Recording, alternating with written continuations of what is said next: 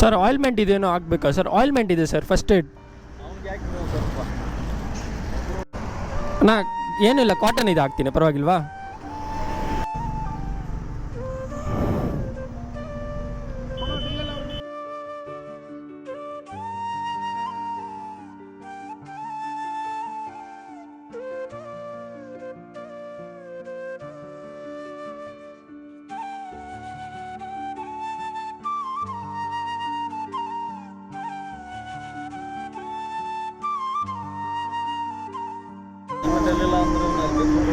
Helmet ಇಲ್ವಾ?